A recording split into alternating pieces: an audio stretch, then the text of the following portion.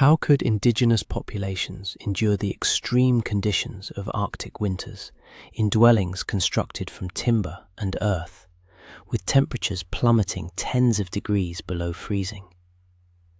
We envision Viking settlements blanketed in snow and assailed by frigid gusts. Yet, historical accounts demonstrate that these communities not only persisted, but flourished. Their success stemmed not from mystical powers, but from remarkably effective engineering, where each component of the dwelling, from its foundation to its roof, formed a cohesive thermal preservation system. It was not merely a house, but a meticulously engineered thermal bastion, harmoniously integrated with the severe northern environment. Continue watching to uncover how the Vikings transformed the formidable frosty adversity into an ally, and why their homes provided more warmth than many contemporary structures. I will unveil their most closely guarded secret. The Viking abode, the renowned longhouse, was more than just a building. It was a living entity. The Scandinavians, who dedicated half their existence to maritime pursuits, applied shipbuilding tenets to terrestrial construction, devising a distinct architectural form.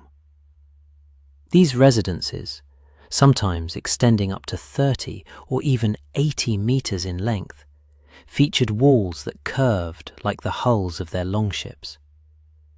This design was chosen not for aesthetic appeal, but to withstand the relentless northern gales, guiding air currents around the edifice rather than allowing them to strike it head-on.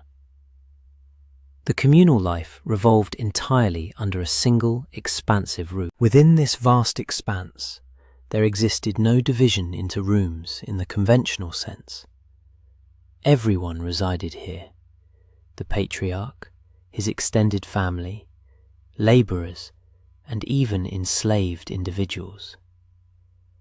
Such communal living was not merely a societal imperative, but also a crucial component of thermal regulation, as dozens of people within a confined area generated a substantial amount of heat. The longhouse, or langhus, was conceived as a unified organism, a self-sufficient haven capable of weathering several months of winter.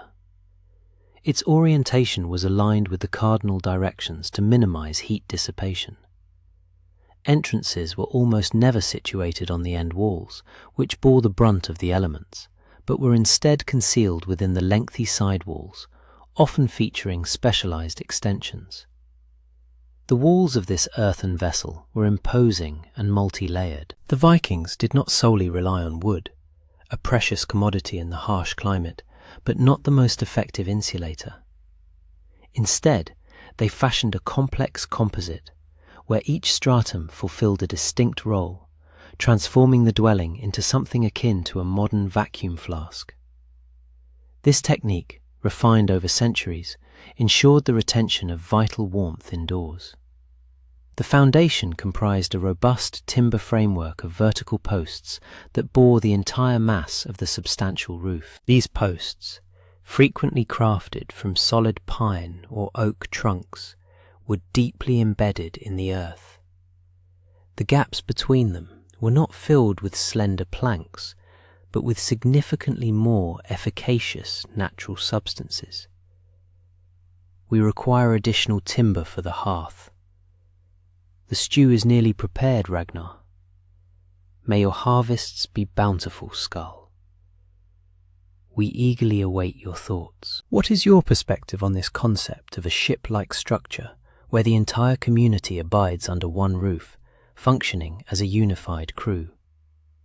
Share your insights in the comments section and ensure you subscribe to the channel to catch our forthcoming episodes exploring ancient technologies. Are you prepared to discover the truth about the materials Vikings actually utilized to construct their wooden homes? When we envision a Viking house, we often picture a log cabin, similar to those found in forested regions. However, in many areas, such as Iceland or Greenland, timber was exceedingly scarce. Consequently, the Vikings devised a construction method that minimized wood usage, favoring other, far more accessible resources. The cornerstone of the house was its framework.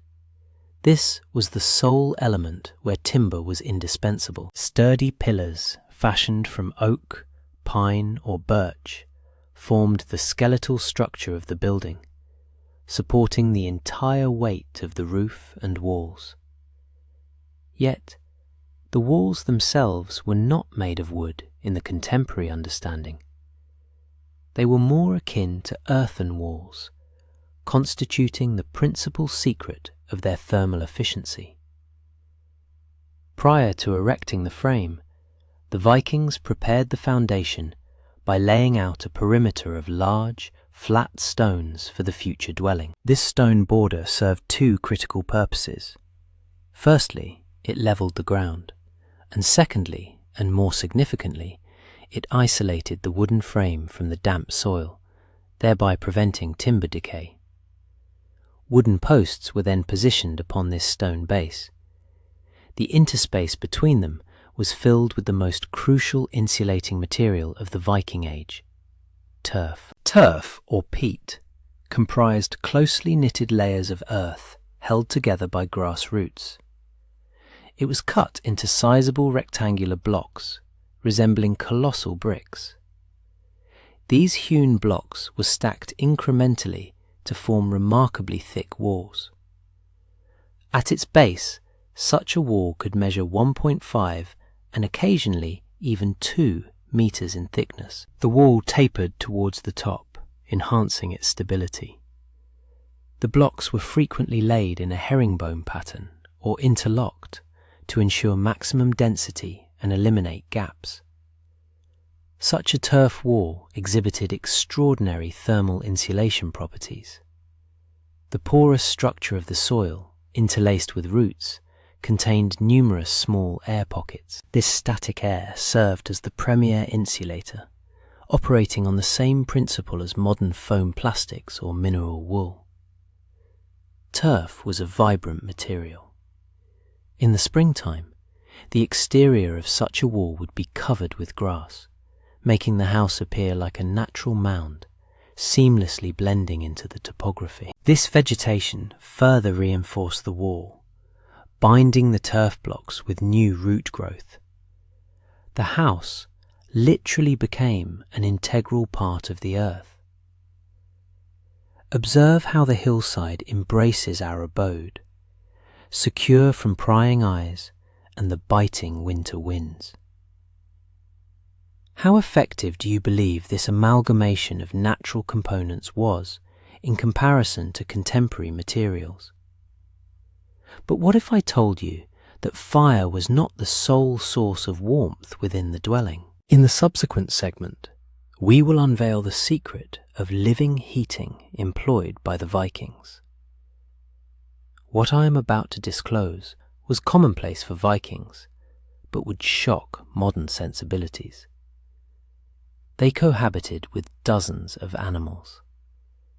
This was not indicative of savagery or destitution, but an ingenious engineering remedy that conserved fuel and enabled survival through the most severe winters. The longhouse was not merely a human habitation.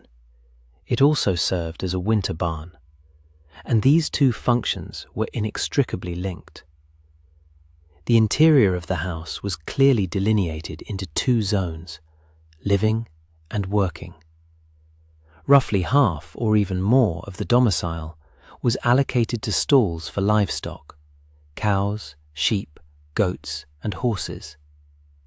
The primary assets of any Scandinavian household wintered here. The absence of separate animal shelters was not a caprice, but a meticulously conceived survival strategy.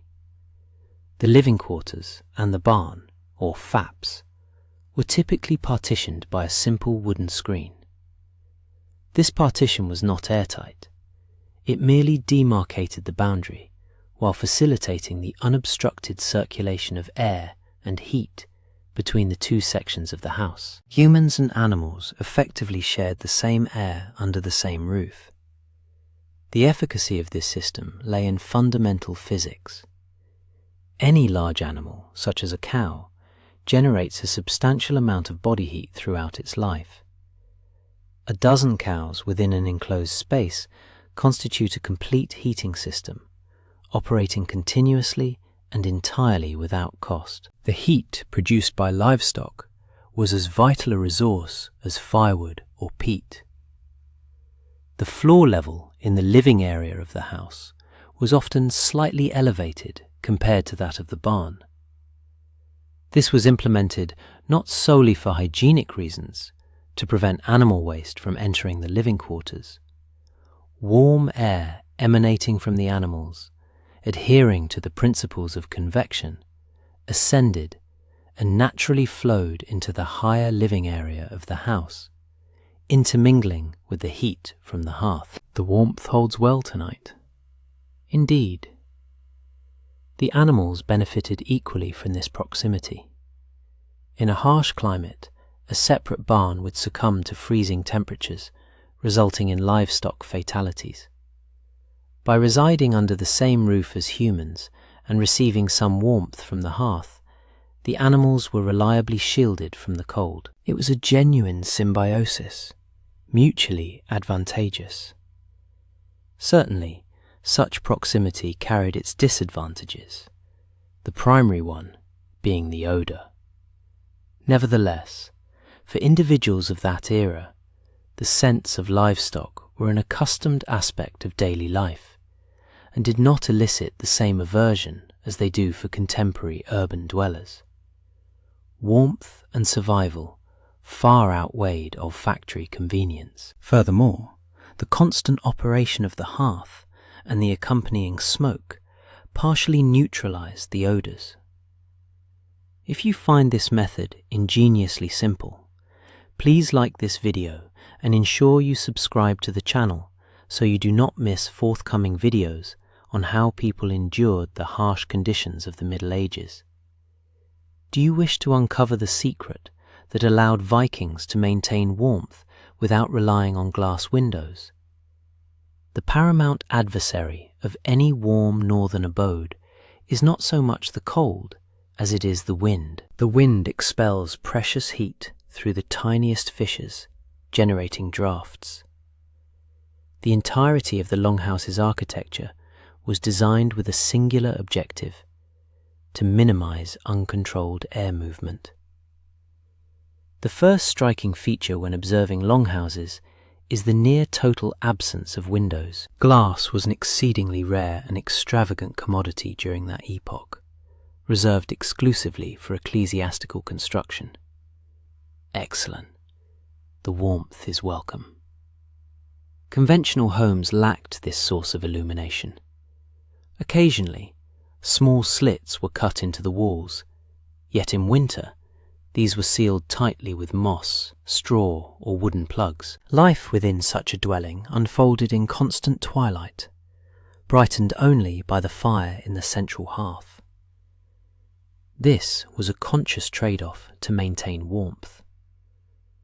The Vikings understood that any aperture represented a breach in their home's thermal defense, preferring obscurity to cold.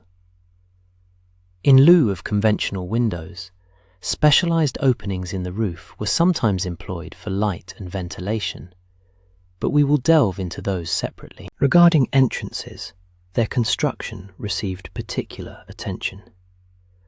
Doors were the weak point of any domicile, and the Vikings devised an elaborate system to mitigate this vulnerability.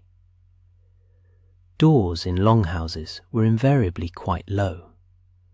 A contemporary individual would need to stoop considerably to enter. This design compelled visitors not only to humble themselves before the occupants, but also minimize the influx of cold air when the door was opened.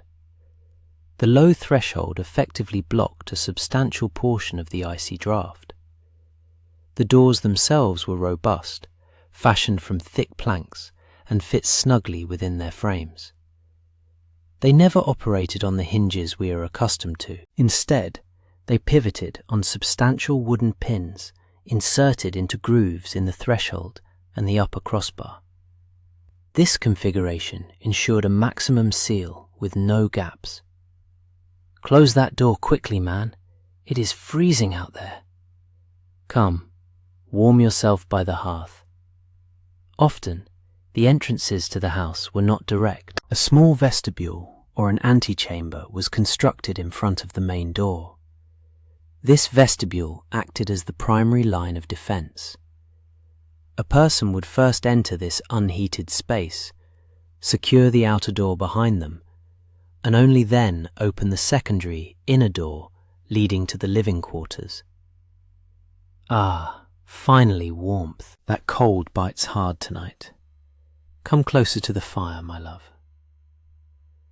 This airlock system, or heat trap, proved remarkably efficient. It prevented the biting wind from surging directly into the heated room. It is so warm by the fire. While in the vestibule, one had time to shake off any snow. Thus, the cold and moisture remained beyond the second barrier. The placement of the entrances was carefully considered as well. They were almost never positioned opposite each other, to prevent drafts from sweeping through the house. Most frequently, entrances were situated in long walls that were shielded from the prevailing winter winds. Occasionally, an entrance was further protected by a projecting wall section or an earth embankment. Can you imagine enduring months in near complete darkness? In the subsequent chapter, we will discuss the heart of the home, the source that provided both warmth and the sole illumination. The core of the longhouse, its singular and paramount source of vitality, was the central hearth.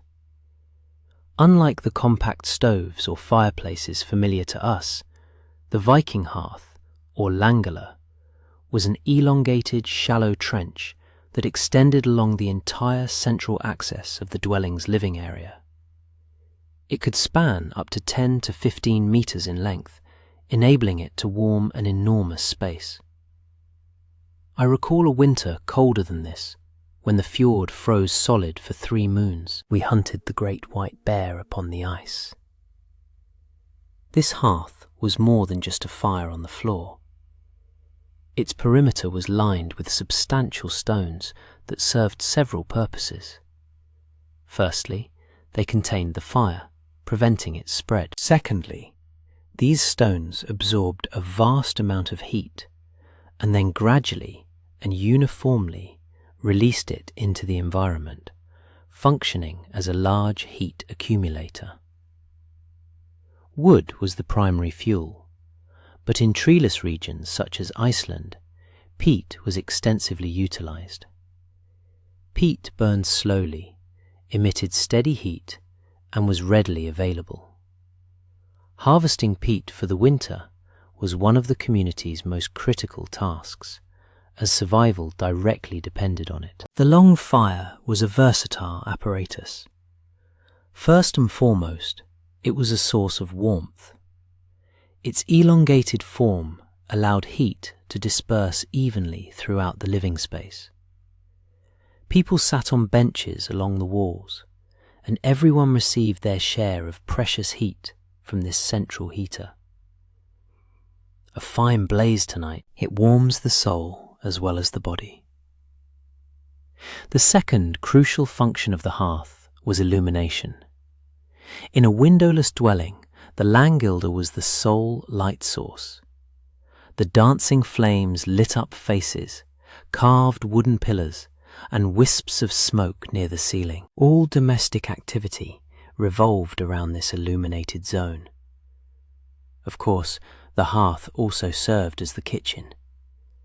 Large cauldrons were suspended over the fire on special chains or tripods, in which meals for the entire family were prepared. Here, soups, porridges, and roasted meats were cooked. The aroma of food mingled with the scent of smoke and livestock, creating the distinct atmosphere of a Viking homestead.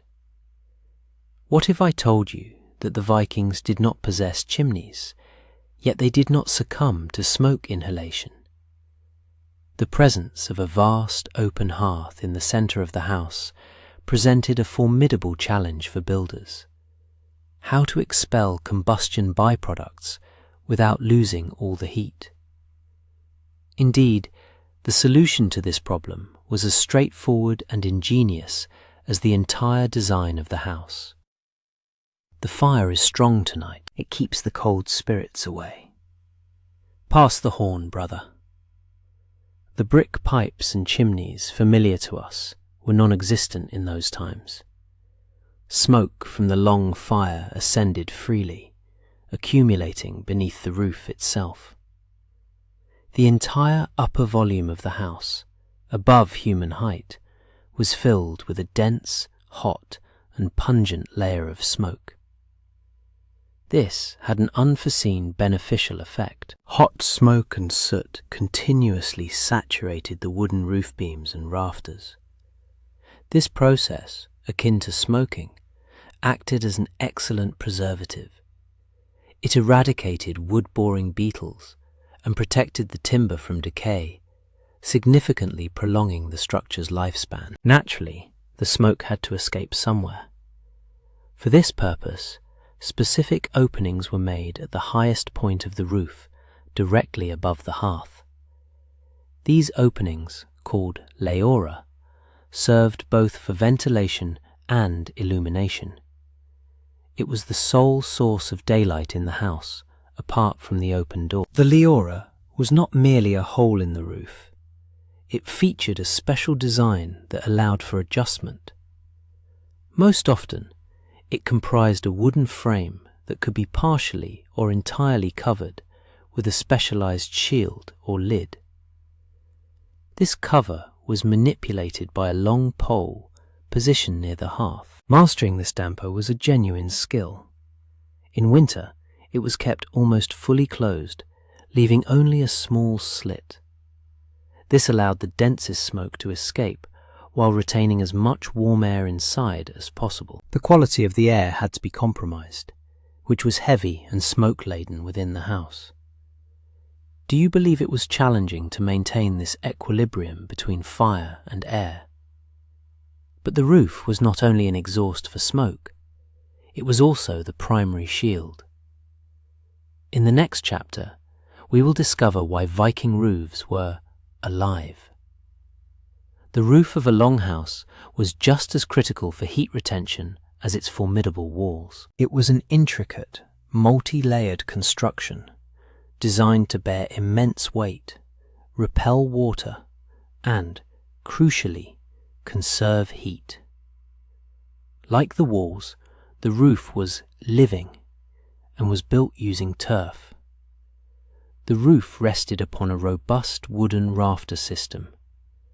Laths made from thinner poles or boards were laid over these rafters. This wooden decking formed the initial layer, but by itself it offered no protection against rain or cold. The true safeguarding began above it. The subsequent and most vital layer was waterproofing. The Vikings skillfully employed birch bark for this purpose. The bark was meticulously removed in large sheets and arranged on the wooden decking like overlapping tiles, ensuring that water would cascade off without penetrating. Birch bark contains natural resins that render it practically impervious to water. Heave that up here. Make sure it's tight against the last one. On top of the birch bark layer, the principal insulation was laid: turf. The technique resembled that used in constructing walls. 2 or even 3 layers of turf blocks were placed on the roof. This heavy earthen covering could weigh several tons, necessitating an incredibly strong wooden framework for the house. The turf on the roof fulfilled several roles simultaneously. Firstly, it was an excellent insulator, which, like the walls, kept heat within the dwelling. A thick layer of earth prevented heat from escaping upwards, reflecting it back into the room. In winter, it functioned as a warm cap for the house. Secondly, the turf protected the delicate birch bark layer from mechanical damage and, significantly, from direct sunlight, which could dry it out and make it brittle. The earth served as a robust shell for the waterproofing layer. Thirdly, this layer was alive. Over time, grass began to sprout on the roof, transforming it into a verdant lawn. The roots of this grass further bound the turf blocks together, creating a singular, durable, and monolithic covering. The house literally integrated into the surrounding landscape. The Vikings lived in a climate where snow could persist for 6 to 8 months of the year, and while heavy snowfall poses a challenge for modern humans, for the Scandinavians, it was another component of their complex survival system. They did not combat the snow, but utilized it as a free and incredibly effective insulator. The dwelling's architectural design was deliberately crafted to trap snow.